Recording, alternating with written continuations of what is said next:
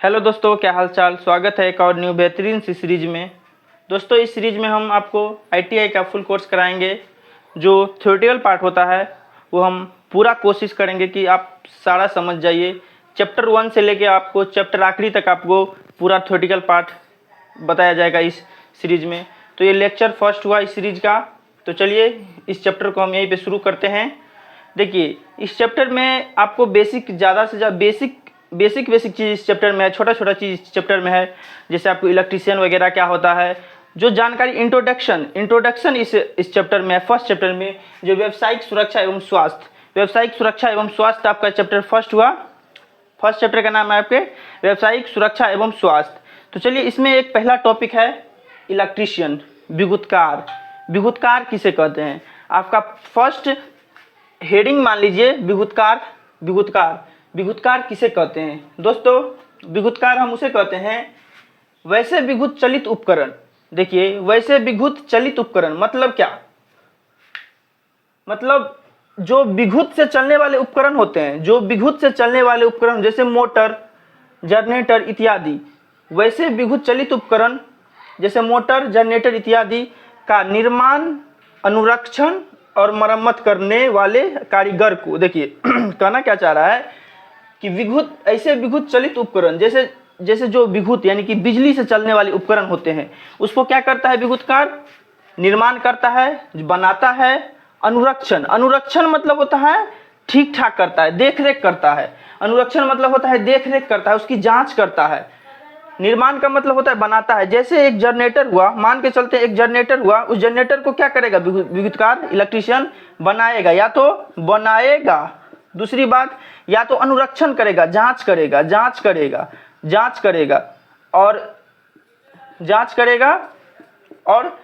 क्या बोल रहा है, मरम्मत करेगा। मरम्मत मीन्स होता है ठीक ठाक करना। यानी कहने का मतलब क्या, वैसे विद्युत चलित उपकरण जैसे आपको इर्द गिर्द में जो भी चलित उपकरण है, जैसे लाइट हो गया और मोटर हो गया, जितना भी वो चलित उपकरण होता है जो बिजली से चलता है, उसको क्या करता है इलेक्ट्रीशियन? निर्माण करता है, बनाता है। अनुरक्षण यानी जांच करता है, और मरम्मत यानी ठीक ठाक करता है। तो ये आपका फर्स्ट हेडिंग हो गया विद्युतकार। देखिए, विद्युतकार किसे कहते हैं हमने आपको बता दिया। पहले आप क्या कीजिएगा, इसका एक नोट बना लीजिए। फर्स्ट चैप्टर से आप न्यू कॉपी लेके इसका नोट बना लीजिए और ये फर्स्ट हेडिंग डाल के आप इसको नोट कर लीजिए। उसके बाद दूसरा टॉपिक पे हम चलते हैं।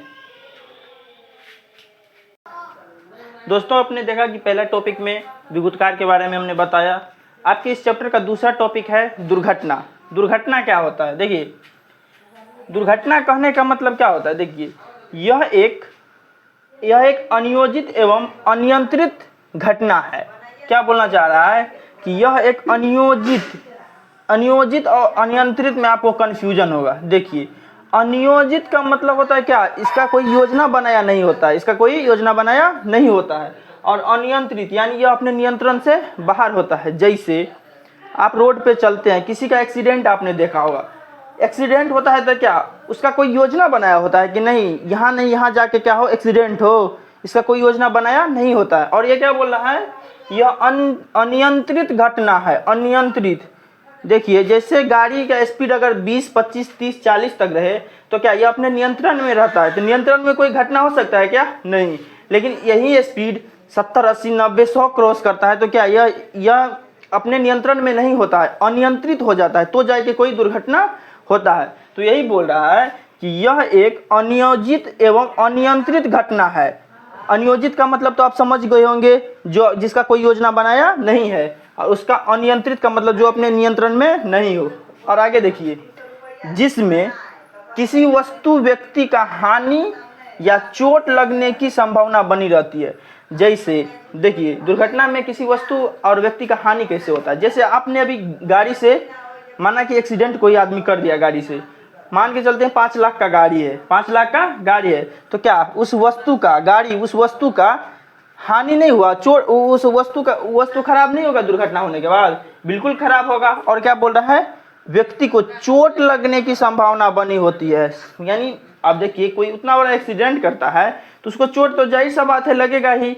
तो वही बोल रहा है, दुर्घटना एक क्या होता है, अनियंत्रित होता है, अनियोजित होता है, जो अपने नियंत्रण में ना हो, जिसका कोई योजना बनाया ना हो, और जिसमें वस्तु और व्यक्ति की हानि और चोट लगने की संभावना बनी रहती है। तो दोस्तों इसमें आप दूसरा टॉपिक दुर्घटना लिखिएगा, उसके बाद ये नोट डाउन कर लीजिए। उसके बाद हम दोस्तों आपने देखा दुर्घटना क्या होता है। देखिए दुर्घटना भाई बहुत प्रकार का दुर्घटना होता है। जैसे देखिए एक है विभूतिक दुर्घटना। ये क्या होता है, देखिए आपने क्या पढ़ा है, दुर्घटना पढ़ा है। दुर्घटना बहुत ही प्रकार के होता है। आप गाड़ी से ठुका जाते, एगो दुर्घटना हो गया। आप कहीं जा रहे हैं और कुछ हो गया, वो एगो दूसरा दुर्घटना हो गया। और एक देखिए ये क्या है, वैभूतिक दुर्घटना किसे कहते हैं। देखिए वैभूतिक दुर्घटना आपको क्यों पढ़ाया जा रहा है, क्योंकि आप ITI कर रहे हैं। ITI मतलब आप इलेक्ट्रीशियन बनने जा रहे हैं। तो आपको किस बारे में पढ़ाना जाना चाहिए, गाड़ी से लग रहा है दुर्घटना हो रहा है उससे नहीं, आपको क्या पढ़ाना जाना चाहिए, वैभूतिक दुर्घटना। यानी जो बिजली से दुर्घटना हो रहा है ना, उसको वैभूतिक दुर्घटना कहते हैं। जैसे देखिए वैभूतिक दुर्घटना में इस प्रकार के दुर्घटना में किसी व्यक्ति को विद्युत झटका के कारण हानि होता है। विद्युत मतलब क्या, यानी करंट लग गया। कहीं पे देखते होंगे ना, कहीं पे जैसे कार्यशाला है, वहाँ पे क्या हो रहा है, काम कर रहा है वर्कर, आपके जैसे ITI वाले इलेक्ट्रीशियन काम कर रहे हैं। और क्या होता है, कहीं शॉर्ट सर्किट की वजह से क्या हो गया, कोई दुर्घटना हो गया, यानी करंट से दुर्घटना हो गया। मोटा मोटी बात बुझिए आप क्या, कि करंट से दुर्घटना हो गया। करंट मतलब विद्युत से दुर्घटना हो गया। विद्युतिक उसी को कहते हैं क्या, वैभूतिक दुर्घटना। जैसे देखिए इस प्रकार के दुर्घटना में किसी व्यक्ति को विद्युत झटका के कारण हानि होता है, उसे वैभूतिक दुर्घटना कहते हैं। जैसे आप कहीं पे काम कर रहे हैं, कहीं कार्यशाला में, बड़ी बड़ी फैक्ट्री में आपको ले जाया गया, आप काम कर रहे हैं, बाई चांस कहीं ऐसा करंट सर्किट हुआ, लाइट सर्किट हुआ, जिसके वजह से किसी व्यक्ति का क्या हुआ, जान चला गया। तो वो किस प्रकार की दुर्घटना में जाएगा, वैभूतिक दुर्घटना में, क्योंकि वो शॉर्ट सर्किट किस वजह से हुआ था, विद्युत के वजह से, करंट के वजह से हुआ था। अब देखिए सामान्यतः 90 डिग्री से अधिक वोल्टेज पर, सामान्यतः 90 वोल्टेज से अधिक वोल्टेज पर हमारे शरीर के आर पार विद्युत धारा प्रवाह स्थापित होती है, जिस कारण हमें विद्युत झटका का आभास होता है। देखिए समान, यानी कि ज़्यादातर क्या होता है कि 90 वोल्ट से अधिक वोल्टेज पर हमारे शरीर के आर पार विद्युत धारा प्रभावित होता है। जैसे यहाँ पे कोई शॉर्ट सर्किट तार है, मान के चलते यहाँ पे कोई तार है, ये क्या है, तार है, यहाँ पे थोड़ा कटा हुआ है, वहाँ पे क्या हुआ है, थोड़ा कटा हुआ है। अगर बाय द वे मेरा हाथ यहाँ पे गया, तो क्या होगा, मेरे को करंट लगेगा। कितना वोल्टेज तक सामान्यतः करंट लगेगा, 90 वोल्टेज तक, 90 वोल्टेज से अधिक वोल्टेज पर, यानी 90 वोल्टेज तक हमको यहाँ पे करंट लगेगा और हमको क्या होगा, इससे दुर्घटना हो सकता है। समझ गए, तो इसको आप नोट कर लीजिएगा। उसके बाद अब इसका दूसरा लेक्चर बहुत जल्द आएगा इसी YouTube चैनल पे। आप इसे चैनल को सब्सक्राइब कर लीजिएगा और वीडियो को लाइक कर दीजिएगा। और ये क्या 3 को जो आपको टॉपिक पढ़ाए हैं, आप पहले इस चैप्टर का 3 को टॉपिक को पढ़ लीजिएगा, लिख लीजिएगा और हाँ याद कर लीजिएगा, क्योंकि देखिए पढ़ाना मेरा काम है, याद करना आपका काम है। और इसका नोट अगर आपको चाहिए तो कमेंट कीजिएगा, मैं एक नंबर डाल दूंगा कमेंट में, आप उस पर मैसेज कीजिएगा, तो वहाँ पे आपको इसका नोट मिल जाएगा PDF के तौर में।